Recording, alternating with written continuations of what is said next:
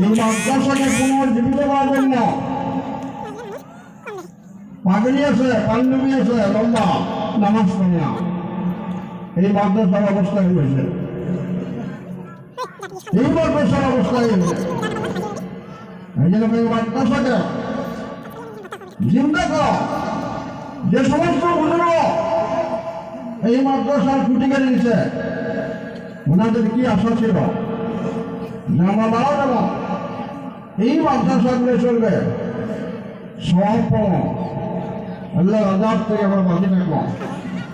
আমরা পাবলিক 1 টাকা 2 টাকা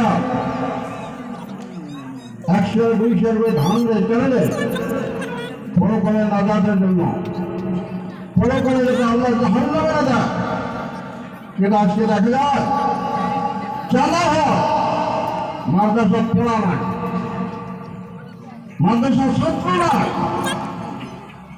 মানে আপনাদের কাছে অনুরোধ করলাম, আমরা সিনিয়র মানুষ হিসেবে, সিনিয়র আলেম হিসেবে, মুরব্বী হিসেবে এই জায়গা পার্শ্ববর্তী মাদ্রাসার আলমী মেহরবানি আছে, পার্শ্ববর্তী মেহরবানি সরকারি আছে। মাদ্রাসা পূর্ণরূপ দেওয়ার জন্য ছাত্র দেন এবং ওস্তাদগুলা কেয়ার করে লক্ষ্য দেন যে ওস্তাদ খালি কালেকশন করবে না, পড়া পারবে, এটা লক্ষ্য দেওয়ার ব্যাপার।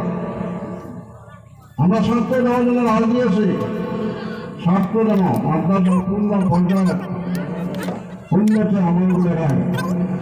কথাটা অনেকের ভালো লাগবে, অনেক করে বেড়া লাগবে। টিচার মিটার আসলে মানুষ ঠিক হয় না, টিচার মিটার আসলে মানুষ ঠিক হয় না। কেন মাদ্রাসা অবস্থায় নেবে, মাদ্রাসা কেন বানিয়েছে? ছেড়ে মাদ্রাসা কেন আছে? ছেড়ে নাই আসার কথা, এটা পাবলিকে কর, মঙ্গল শিক্ষক বলব, মঙ্গল কমিটি বলব, বেশ টাকা কেন আলোচনা? প্রত্যেকটা মানুষের হয়েছে মাদ্রাসা, কে চালে যাবে? মেয়ে মানুষের চালাবে, কোথাও আর সেই চালাবে।